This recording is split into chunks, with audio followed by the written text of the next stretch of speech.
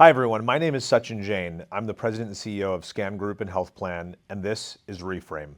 My focus of Reframe is to bring together some of the best thinkers around the country and around the world to talk about their ideas on how to make healthcare better than it is today. Today, I'm so pleased to be joined by Sukanya Soderland. I knew her once as Sukanya Lahiri. She and I were actually classmates at Harvard College and overlapped a bit at Harvard Business School. And I've always admired Sukanya's incredibly clear thinking about healthcare. She's had a great career that has spanned from the consultancy Oliver Wyman to Blue Cross Blue Shield of Massachusetts. So I'm really thrilled to have with us Sukanya. Sukanya, welcome. Thank you, Sachin. I'm so excited to be here. Maybe you could just share a little bit about your upbringing, who you are, and maybe how you got to where you are today. Sure, happy to. Yes. So I grew up Sukanya Lahiri, Soderland. I grew up as Sukanya Lahiri, as Sachin said, in Winchester, Massachusetts, which is the hometown that I still live in, actually. I actually started out with a great interest in the social issues and really no interest in business whatsoever. And I ended up becoming more interested in business when I was in college. I decided to do 2 years, no more, in consulting to get a liberal arts education in business. And the 2 years spanned to almost 2 decades, it seemed, because in many ways I love the problem solving and working closely with clients on a host of industries. But when I found healthcare, I really fell in love because there was the opportunity to marry my interest in social impact with creative problem solving for businesses. And so today, I say my husband, who's a nephrologist, is my focus group of one. So all my crazy ideas get squashed pretty quickly at the dinner table as he tells me what it's really like. And then we have a 17-year-old daughter and a dog and a cat at home. So we have a busy household here in Boston. You and I met, several times while you were at Blue Cross Blue Shield of Massachusetts, and you shared with me what I think of as one of the most innovative ideas in the Medicare Advantage space, which is this idea of multi-year enrollment. Thank you for the attribution. Although I have to say, I think there are a lot of folks throughout the industry who have been really concerned about many of the challenges that we face that are known to all of us, right? The fact that we're focused on primarily pills and procedures versus prevention, that we're focused more on paying for services and drugs through volume versus outcomes or value, that we don't really have a way to help people manage their health proactively. It's sort of one size fits all. It's not very personalized. And people have said, well, geez, one of the issues related to that is just of what you described, of this need to cram in any type of investments for healthcare into a 365-day box. And so I think anybody who's been thinking about this for a bit has said, well, geez, wouldn't it be interesting if I could elongate that time horizon and give more runway to providers and care teams to work with patients arm in arm in trying to help them improve their health outcomes. And so that's really the genesis of this. And I would say that in many respects, if we want to significantly address the affordability crisis that we face in healthcare, where pretty much every driver of cost is going wrong direction and does not look like it's going to turn around anytime soon, as well as if we want to really truly improve healthcare outcomes for people and set the bar high, like how do we create a world where people can have 5 to 10 plus better years of living?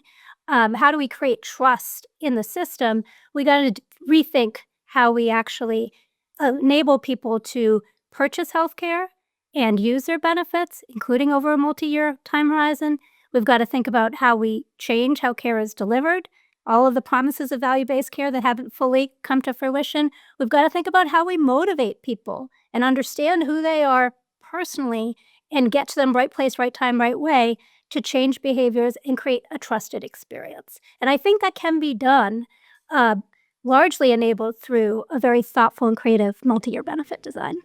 So paint the picture for me. What Sure. does it look like if you're in a plan with a 3 or 5 year enrollment horizon?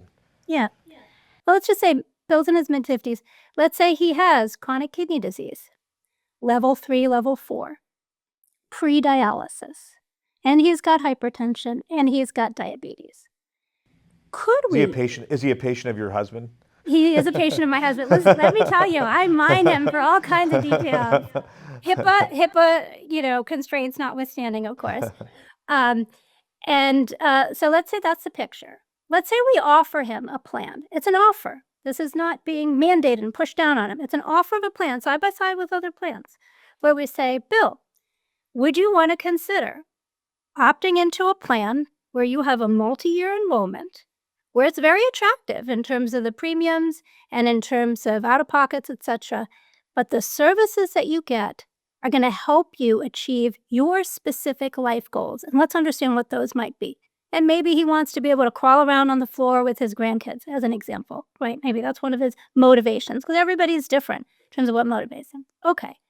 Well, Bill, would you be willing to pre-commit to pledge, to take on certain actions that will help move the dial on a handful of metrics that we know are material for you living a better life? That could be your creatinine level. That could be looking at the protein in your blood. That could be looking at your A1C levels. That could be looking at your blood pressure and saying, can we reduce those through diet, right? So it could be personalized nutrition plans, which are low in sodium and low in potassium and low in phosphorus, to say, okay, this is going to help you meet your needs, get you on meds that you might need to take, help you reduce your weight, help you manage your stress, have a holistic program that might not all be delivered through the doctor. It might be partly delivered through a digital health app, if you will, a health coach in your pocket that's getting to Bill in the right time, right place, right way. And if he's able to deliver on those milestones and those commitments that aren't just activity-based but are also outcome-based, he gets to share in the savings of that. And so he may get, right now you can offer up to 30% of the cost of coverage as a wellness reward. And so, So you'd put a sizable premium rebate in place to really make it attractive for people. Yes. Try to create even more incentive for people to join these plans. Yes. And actually put dollars back in the pockets of the beneficiaries. Put dollars back, and they're dollars that we'd obviously need the longitudinal data tracking to ensure that we're seeing the outcomes, and the actuaries and others would have to be comfortable with pricing that in to the product. So we need enough evidence base. But if we can do that, then we can actually sort of ensure that everybody who wants to put their hands in the cookie jar is actually getting some value back and is incentivized to power a program like this. But Sukanya, what do you say to the folks who say that enrollment in a plan for more than a year is anti-patient or anti-choice? So what I would say is this. The important thing is you do need to offer people a choice. They have to feel like it is their choice, their option. So I would say offer it side by side. We're not saying this is the only plan out there. If you don't want to take it, you don't have to. And I would also say in terms of opting in to these various commitments relative to improving their health, that's a choice as well. And that's something that it's not punitive, in other words, right? This is more the carrot approach versus the stick approach. It's not saying you must do this. No one likes being told what to do. Sure. Right? But it's if you do the following things, here are the benefits that you could get. It changes the frame in many ways. And of course, you need some consumer protections. You do need to have some exit clauses in place. You need to make sure people recognize that they are clear on what the ins and outs of the plan are, and that their benefits won't be revoked from them if they can't meet certain commitments and so on and so forth. All that being said, when we've done consumer research on this, which we did a bunch of focus groups on this. My innovation team did this. It was a hit. People loved the idea. We didn't actually get this pushback on, I don't want to get locked in, because it was framed and positioned very differently. Okay, now Sukanya, I want to ask you a hard question, which is, sounds like you did a lot of work on this when you were at Blue Cross Blue Shield of Massachusetts. What actually prevented it from going live? Where did it die? In the hallways. And so many great ideas die in the hallways of even the best companies. Yes. And I certainly consider Blue Cross Blue Shield of Massachusetts one of the great companies in managed care. But I'm just curious why this idea never really found its way to the real world. It's a great question, and Blue Cross Blue Shield of Massachusetts is a great company, and great ideas also need the right timing.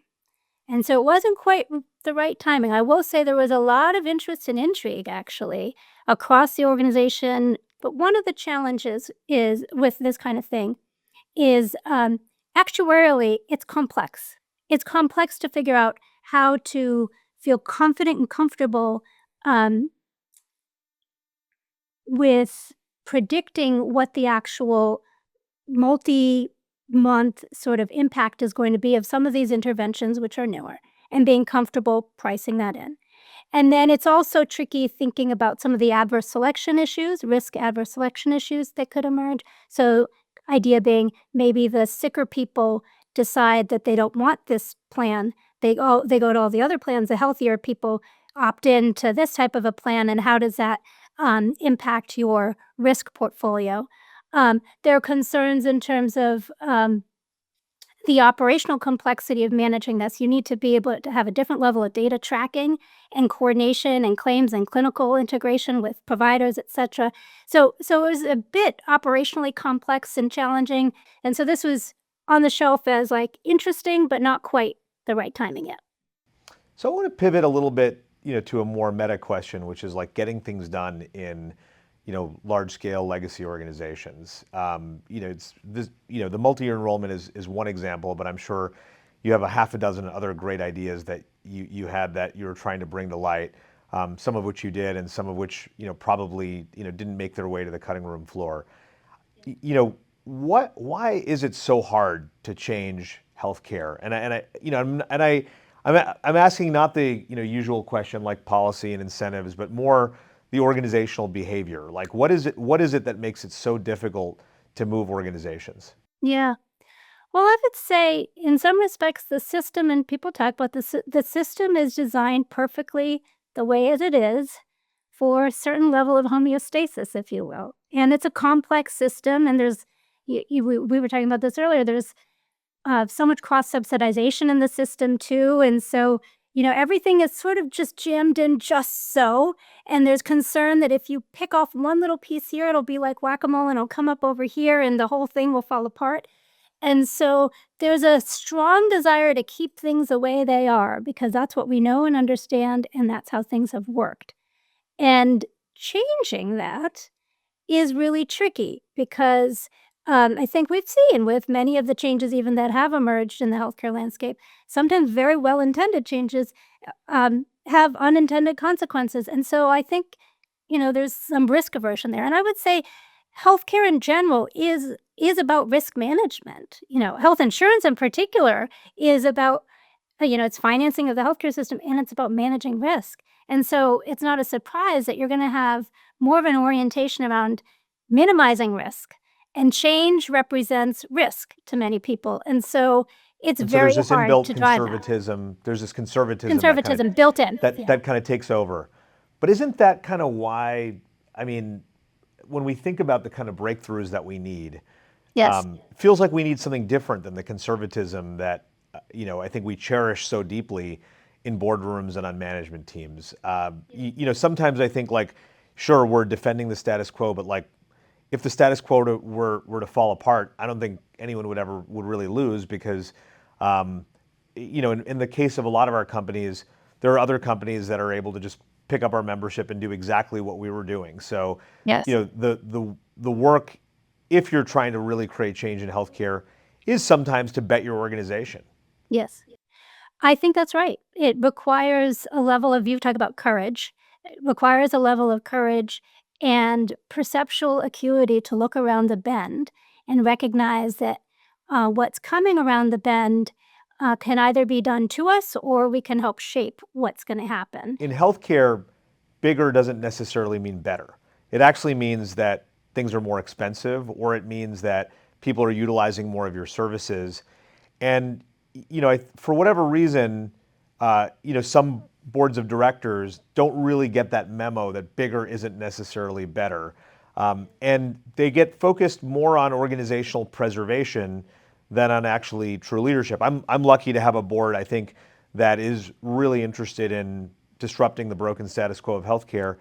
But I feel like I'm in a rare situation. I think a lot of organizations, you've worked across so many through your consulting career, are just focused on that top line and bottom line to the Yes. exclusion of health outcomes. And so in some ways, I think we have a measurement problem, right? I think what we are measuring isn't necessarily the objective function that we should necessarily be optimizing. Yes, I agree with that. We're not really measuring for outcomes. We're not really measuring true value per se. And we're not really measuring what our impact is beyond year to year increments either. And so, you could sort of say, like, what is your 10-year goal and aspiration? What are we trying to do in every community that we're in? How do we improve, people's better days by 20% by a certain year?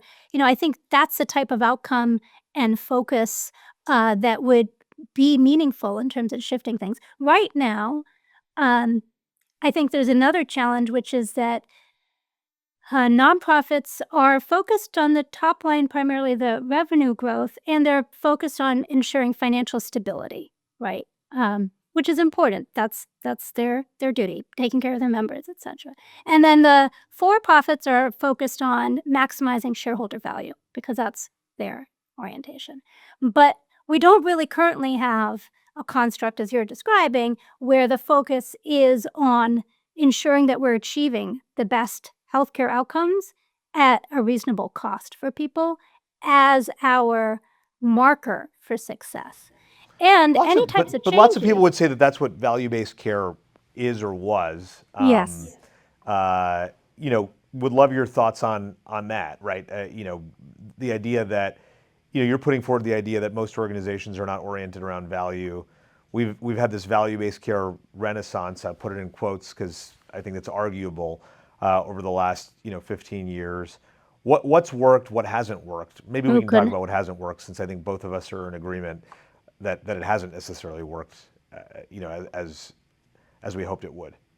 It hasn't worked as we hoped it would. It's changed the orientation, so I think that's been helpful. So actually people are thinking more in terms of value, but we have a little bit of a think do sort of dichotomy here, and chasm to sort of bridge.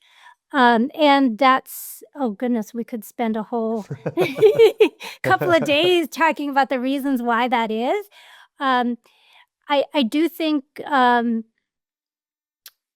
we're at a place now where,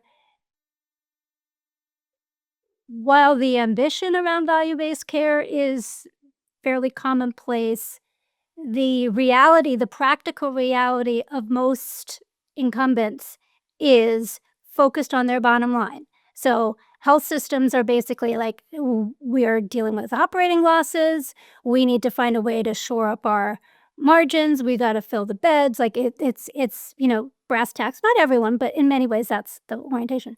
For health plans, they're saying, oh, we've seen this huge spike in utilization. GLP-1s have driven more utilization and costs as well. There's this tidal wave of cell and gene therapies coming down the line, so on and so forth. How are we going to manage our costs? Providers are looking for higher rates as well. Our employer customers or our Medicare Advantage members can't withstand any higher premiums. What are we going to do? We've just got to focus on battening down the hatches and trying to figure out how we can manage costs in here. And you can go down the line and sort of say pretty much every stakeholder in healthcare right now, I think, is more focused on those more immediate term needs. And as we know, to really power true value-based care, it requires a pretty fundamental reshaping of how care is actually delivered, reshaping of how it's truly assessed and measured and paid for. And there are some of the right building blocks in place for that now, but it hasn't scaled. I think that the truth is that we also just haven't built a workforce capable of doing this work. We have a lot of chief value officers, a lot of medical directors of healthcare value, but in terms of actually organizations that have really done it, people who have really done it, we haven't necessarily built the army that we need to do the work. I would also say I think the work has largely been focused on, kind of the easy low-hanging fruit over the Yep. last decade. It's either been, the modest incentive payments that the commercial health plans offer you, or on the Medicare Advantage side, it's been focused so much on risk adjustment, Yes. and that we've gotten confused that coding in HCC is the same as actually improving value. Yes. And what's funny about this last batch of earnings reports, specifically focused on the medical cost, growth in the last couple of quarters, is actually, I don't even think it's really a big absolute increase in medical cost. I actually think that V28 has finally kind of Yes. started to hit Yes, the that's bottom true. lines of health plans. And so, yes, MLRs are going up, but I think it's a function of a lower revenue base and a higher, ratio, and it's being reported as higher medical costs. But what I think has really happened, when you look at the big for-profit public companies, is that it's really been, kind of just a loss, the degradation of their coding base. Yes. Yes, I think that's a fair assessment. And so we're seeing a real reshuffling of the chairs, if you will, in terms of an understanding of, okay, now what's my next profit pool going to be? Because actually, if you look at it, Medicare Advantage is no longer what it once was because of V28, changes in stars, so on and so forth. Um, on the commercial side, large group self-insured has really never been a profit generating line of business, save for additional fees that get tacked on or carve in of pharmacy benefits, etc. Um, the Medicaid side is very tricky for a variety of reasons and varies state to state. Ditto for the individual market. And then the fully insured side of the house is where typically there was some margin, but now that's shifting because a lot of that fully insured business is moving to level funded products and or is moving to self-insured altogether. And so you look around and you sort of say, well, for the core business of health insurance, where are the profit pools shrinking? And where are the next set of profit pools? Yeah. So, I guess I would ask you, like, what do you say to your doctor friends that you Yeah. meet socially, your husband's friends, Yes. when they ask you about, the insurance company and working, for the evil empire? Kind of curious about how you answer Well, that I question. actually tend to use it as an opportunity to listen and hear their stories of what works, which typically is a short list, and what doesn't work. And I just really use it as an opportunity for a frontline perspective. So no It's defense, no defense from you. I mean, then some people say, well, single payer, et cetera. And then but then people say, well, can the government actually do it? Eh, will the government be able to actually deliver? And then you go to other examples of other countries and talk about some of the access challenges, so on and so forth. And so, that's sort of how a How that conversation can play conversation out. goes every time, every time. Yes, yes, yes. I usually just don't tell people what I do anymore. Well, that's Uh, convenient. Yes, that's yeah, quite and convenient. I think it kind of simplifies my social life quite a bit. So, Exactly. well, I'd love to hear about your return to Oliver Wyman. I think I called you half a dozen times asking you if you would think about joining us at Scan. You told me no for all kinds of reasons. And then you told me that you were actually headed to Oliver Wyman. You're going home. So Yes. would love to just hear a little bit about what you're looking forward to with your return to the company where you started. Thank you. Yeah, I am excited about it. So there are two things. One, something I'm quite excited about is the opportunity to have what I would describe as more shots on goal to be part of shaping some bigger shifts and changes in healthcare. And, on the one hand, I talked to you earlier about how sometimes you can have more impact on the field versus on the sidelines, and I wouldn't trade that in many ways, that experience at all. And I quite loved it on money front in many ways and learned a lot from it.